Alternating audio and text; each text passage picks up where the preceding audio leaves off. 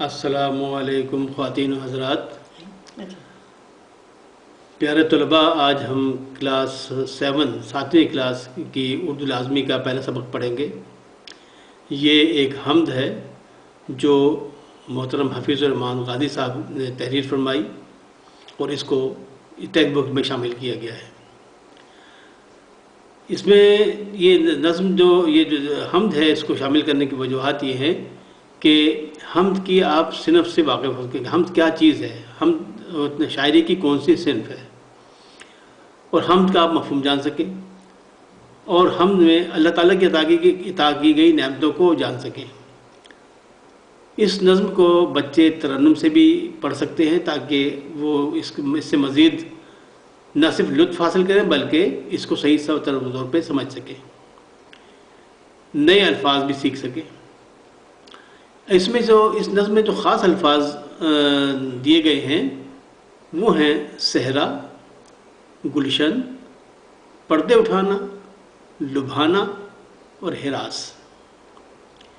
میں یہ نظم پہلے پڑھے دیتا ہوں تاکہ آپ لوگ اس کے صحیح تلفظ سے واقف ہو سکیں۔ تو نظم شروع کرتے ہیں۔ یہ میدان و صحرا بنائے ہیں کس نے، یہ بل کھاتے دریا بہائے ہیں کس نے، ہمارے خدا نے، ہمارے خدا نے۔ یہ گلشن میں پھولوں کی رنگی قطاریں، بکھیری ہیں کس نے چمن میں بہاریں، ہمارے خدا نے، ہمارے خدا نے۔ یہ چاند اور سورج بنائے ہیں کس نے، سیاہی کے پردے اٹھائے ہیں کس نے، ہمارے خدا نے، ہمارے خدا نے۔ اور سجائے ہیں کس نے فلک پر ستارے، لبھاتے ہیں شب میں جو دل کو ہمارے، ہمارے خدا نے، ہمارے خدا نے۔ بنائے ہیں کس نے یہ موسم سہانے، یہ کوئل کے نغمے، یہ پی کے ترانے، ہمارے خدا نے، ہمارے خدا نے۔ اور ہمیں بھوک کے وقت کس نے کھلایا، ہراس اور خطروں سے کس نے بچایا، ہمارے خدا نے، ہمارے خدا نے۔ اور ہمیں سیدھے رستے پہ کس نے چلایا، برائی کے رستوں سے کس نے بچایا، ہمارے خدا نے، ہمارے خدا نے۔ اب اس حمد میں ایک لفظ آیا ہے کہ یہ کوئل کے نغمے، یہ پی کے ترانے۔ یہ پی کے ترانے کوئی عجیب و غریب چیز نہیں ہے، بلکہ پی یہ کوئل کی آواز ہے، کوئل کی آواز ہے پی کے ترانے، اس لیے کہا گیا پی کے ترانے۔ اب جناب ہم مشق کی طرف جاتے ہیں۔ مشق میں سوال نمبر 1، اسے کہا گیا کہ ان سوالوں کے جواب دیں۔ تو پہلا سوال انہوں نے پوچھا ہے کہ حمد کسے کہتے ہیں؟ اس کا جواب یہ ہے، جس نظم میں خدا کی تعریف کی گئی ہو اسے حمد کہتے ہیں۔ اگلا سوال ہے، اس حمد میں اللہ تعالیٰ کی کن کن نعمتوں کا ذکر ہوا ہے؟ تو جواب اس کا ہے، جب میدان و صحرا، دریا، باغ و پھول، چاند و سورج، رات و دن، ستارے، موسم، کوئل اس کے نغمے، اور ہمارے کھانے کی اشیاء، ہمیں خوف ہراس سے بچانا، ہمیں سیدھے رستے پہ چلانا اور برائی کے رستے سے بچانا، یہ تمام نعمتیں ہیں جس کا اس میں ذکر ہوا ہے۔ اگلا سوال ہے کہ اگر سارا سال موسم ایک جیسا رہتا تو کیا ہوتا؟ تو اس کا جواب ہے کہ اگر سارے سال موسم ایک جیسا رہتا تو یقیناً انسان سخت پریشان ہو جاتا، کیونکہ انسان کی فطرت تنوع پسند ہے۔ تنوع کہتے ہیں کہ وہ تبدیلی چاہتا ہے، انسان فطرتاً تبدیلی پسند ہے۔ سورج سے ہمیں کیا فائدے پہنچتے ہیں؟ جواب ہے کہ سورج سے ہمیں دن کی روشنی ملتی ہے اور ہم اپنے کام کاج کرتے ہیں، سورج سے ہماری فصلیں پیدا ہوتی ہیں اور پکتی ہیں، سورج سے جراثیم اور بیماریوں کا خاتمہ ہوتا ہے۔ اگلا ہے کہ سیاہی کے پردے اٹھانے سے کیا مراد ہے؟ سیاہی کے پردے، جواب اس کا یہ ہے کہ سیاہی کے پردے اٹھانے سے مراد ہے دن کا نکل آنا، یعنی سیاہی رات کو کہتے ہیں، رات کی سیاہی ختم ہوئی تو پردے جب اٹھے تو دن نکل آیا۔ اور آسمان پر چمکتے ستارے آپ کو کیسے لگتے ہیں؟ جواب یہ ہے کہ آسمان پر چمکتے ستارے ہمیں بہت بھلے یا اچھے لگتے ہیں۔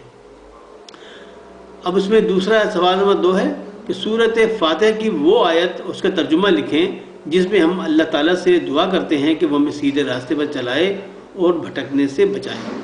تو جواب ہے جناب یہ وہ آیت ہے اہدنا الصراط المستقیم. پھر غور سے سنیے، اہدنا الصراط المستقیم، اس کا مطلب ہے ہمیں سیدھے رستے پر چلا. سوال نمبر 3، کالم الف میں دیے گئے ہر مصرے کا دوسرا مصرع کالم بے میں تلاش کریں اور اسے دی گئی مثال کے مطابق جیم میں لکھیں. اب کالم الف میں جو مصرے دیے گئے ہیں وہ ہیں یہ میدان و صحرا بنائے ہیں کس نے، یہ گلشن میں پھولوں کی رنگی قطاریں، یہ چاند اور سورج بنائے ہیں کس نے، سجائے ہیں کس نے فلک پر ستارے، اور ہمیں بھوک کے وقت کس نے کھلایا اور ہمیں سیدھے رستے پہ کس نے چلایا.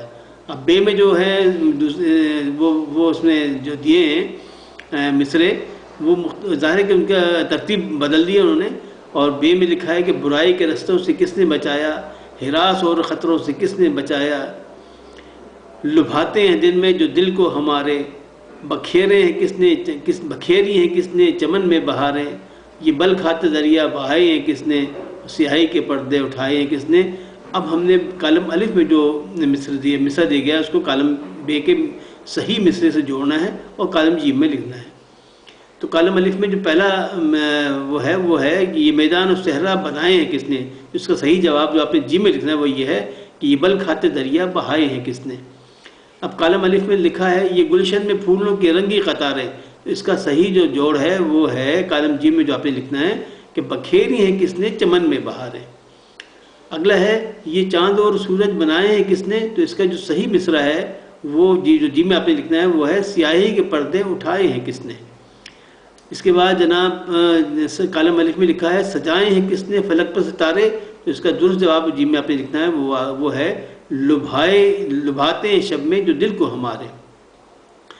اب کالم الف میں لکھا ہے ہمیں بھوک کے وقت کس نے کھلایا، اس کا جو مناسب جو صحیح مصرع ہے جو آپ نے جیم میں لکھنا ہے وہ ہے ہراس اور خطروں سے کس نے بچایا.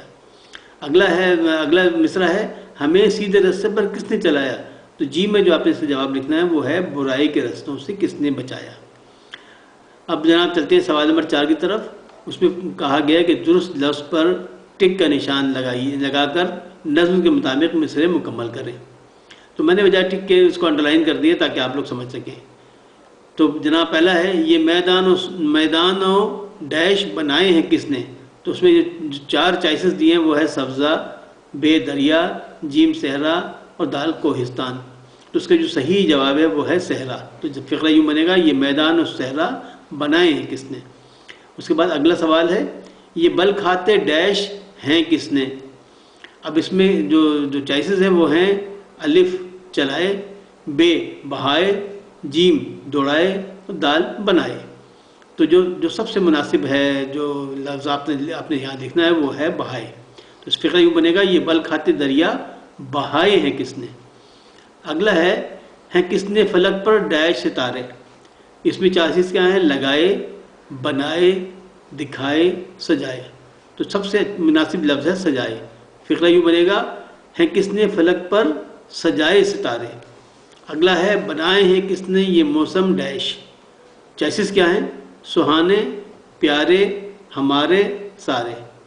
تو جو مناسب ترین اس میں لفظ ہے وہ ہے سہانے. تو فقرہ کیسے بن جائے گا، بنائے ہیں کس نے یہ موسم سہانے.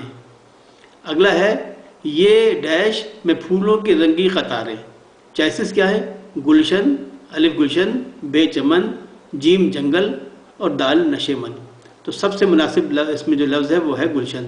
تو فقرہ یوں بنے گا یہ گلشن میں پھولوں کی رنگی قطاریں. اگلا جو سوال ہے وہ ہے یہ چاند اور ڈیش بنائے ہیں کس نے، اور چوائسز کیا ہیں، الف ستارے، بے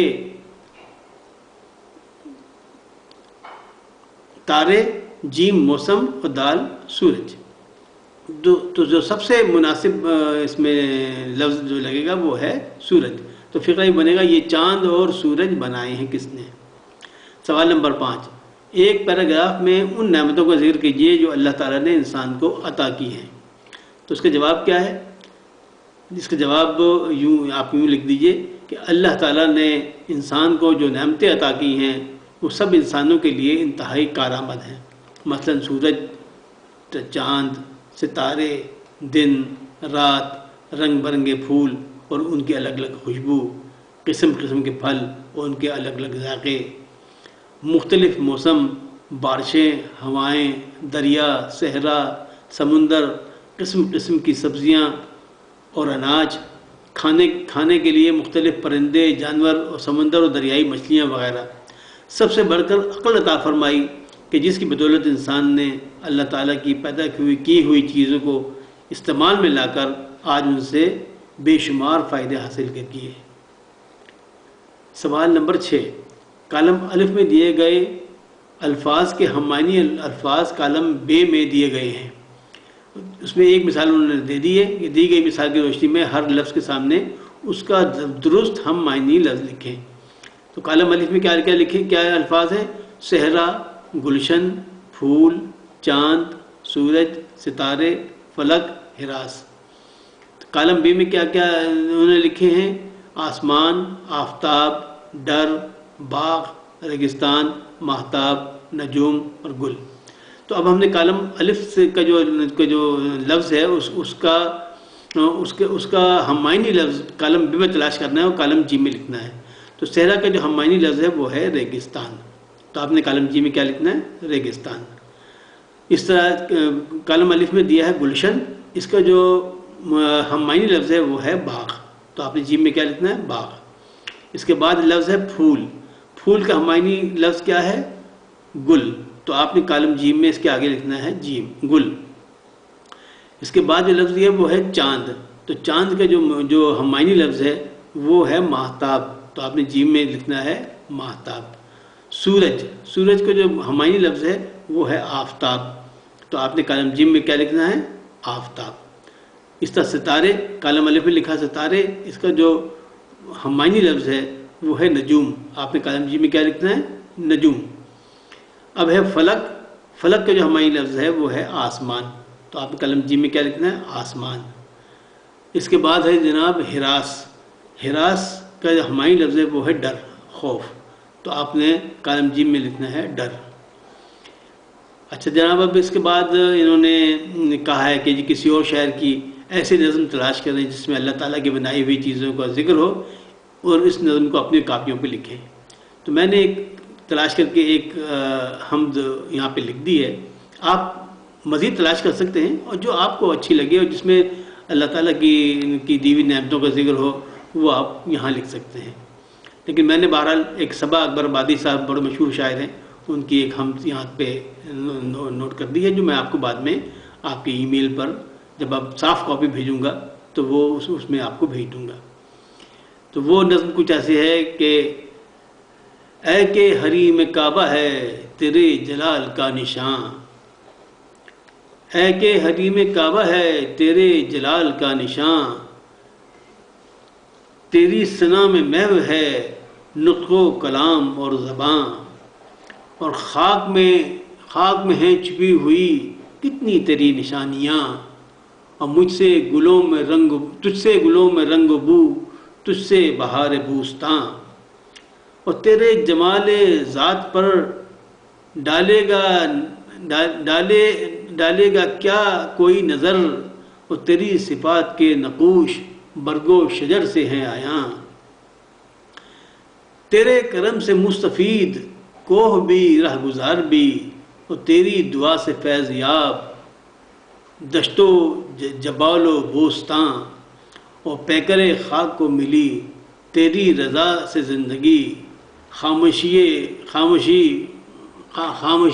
فضا ہوئی ہم سے تیری ترجماں، اور شمس و قمر ہیں پرضیا تیرے جمال کے سبب، شام و سحر میں ہیں تیرے کمال کے نشاں، اور تجھ سے سبھی کی ابتدا تجھ پہ سبھی کی انتہا، تو ہی ازل ابد بھی تو تیری ہی ذات جاویداں، اور مالک ملک کائنات حاکم مرگ اور حیات، تجھ سے جو سرکشی کرے اس کو پناہ ہے کہاں، اور جناب آخری شعر ہے کہ رب کریم کار ساز تو ہے خدائے بے نیاز تو، تیری حدود بندگی توڑ کے جائے صبا کہاں۔ تو جناب آج کا یہ سبق ختم ہوتا ہے۔ اب میری گزارش یہ ہوگی کہ آپ لوگ میرے اس چینل کو سبسکرائب کر لیں اور جو آئیکن ہے بیل آئیکن اس کو دباتے ہیں تاکہ آپ کو جو بھی میری ویڈیو آئندہ اپلوڈ ہوگی آپ کو فوراً مل سکے، اور اپنے ساتھیوں کو بھی بتائیے تاکہ اس سے دیگر طلباء بھی فیض یاب ہو سکے۔ میں آپ کو پھر بتا چلوں کہ جو لوگ اس کو سبسکرائب کریں گے اور مجھے اپنا ای میل ایڈریس کمنٹس میں بھیج دیں گے، ان کو ان تمام نوٹس کی ایک سافٹ کاپی انٹرنیٹ کے ذریعے بھیج دی جائے گی۔ اللہ حافظ۔